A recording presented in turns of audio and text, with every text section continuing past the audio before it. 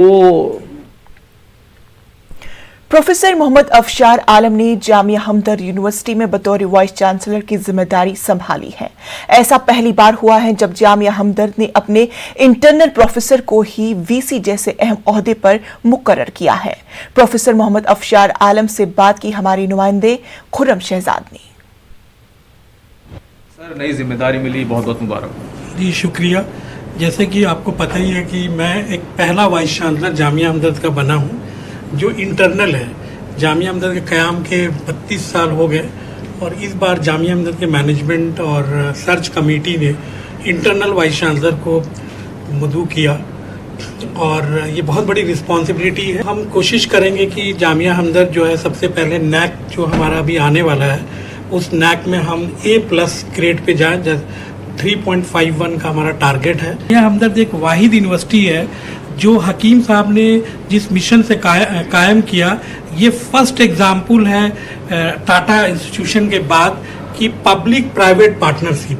तो हमारा यूजीसी और गवर्नमेंट ऑफ इंडिया से भी बहुत सपोर्ट है रिसर्च में, फंडिंग में। सर, अब इसको आप कहाँ ले जाने की कोशिश करेंगे, किस फील्ड में, क्योंकि आप जानते हैं कि यहाँ पर क्या खामियां भी हैं, क्या कमियां हैं, कहाँ? देखिए, कमियां तो एज सच बहुत नहीं है। हमारे इंफ्रास्ट्रक्चर, क्योंकि पिछले 10 साल में हमने मेडिकल कॉलेज में दिया, तो अब मैं उस ज़्यादा कंसंट्रेट अपने नए बिल्डिंग्स में करना चाहूँगा, इंफ्रास्ट्रक्चर पे, आउटरीच प्रोग्राम में, और हम CSR एक्टिविटी को ज़्यादा बढ़ावा देंगे।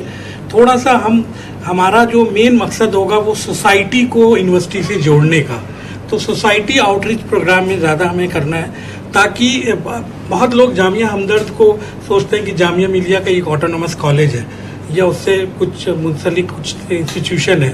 तो एक परसेप्शन में भी हमको बहुत काम करना है और हमारे जो बच्चे पास आउट हो गए उनको भी हमको जोड़ना है और उससे हम डेवलपमेंट करेंगे। क्योंकि सबसे अच्छा स्ट्रॉन्ग पॉइंट जामिया हमदर्द के साथ है कि HNF का बहुत सपोर्ट है। तो HNF हमें हर चीज़ में, जो भी गवर्नमेंट के स्कीम आते हैं उसमें आधा सपोर्ट HNF का हमदर्द नेशनल फाउंडेशन। जी, हमदर्द नेशनल फाउंडेशन का। तो ये एक बहुत ही unique practical implemented successful PPP model है, पब्लिक प्राइवेट पार्टनरशिप मॉडल है। सवाल, अगर हमदर्द को देखें तो हमदर्द, रूह अफ़ज़ा और यूनानी हकीम अब्दुल हमीद साहब, एक पहचान कहीं ना कहीं बनी रही यूनानी को लेकर के, उसको कैसे आगे लेकर जाना है और आगे रिसर्च का जो वर्क है उसको कैसे करना है? देखिए, बहुत अच्छा सवाल आपने पूछा, क्योंकि देखिए मैं हकीम साहब से भी जुड़ा था और बहुत उनसे मुतासिर था।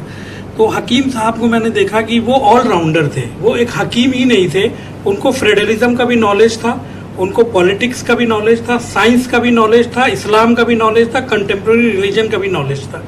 तो वो बहुत वर्सटाइल पर्सनालिटी थे।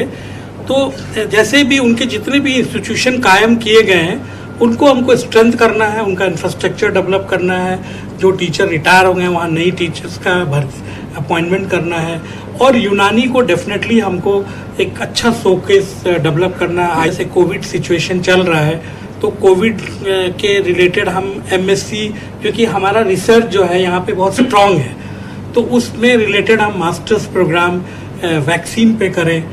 तो हम देखिए, हम लोकल वाइस चांसलर हैं, इंटरनल हैं, लेकिन हम हर स्कूल को उनका इम्पोर्टेंस देंगे। हमदर्द के नए वाइस चांसलर जिन्होंने अपनी सारे मुस्तकबिल के जो इरादे हैं और अज़्म है उनका इजहार किया, उम्मीद करते हैं कि हमदर्द कौम का हमदर्द बनेगा और कौम को मुस्तकबिल के लिए आगे लेकर जाएगा।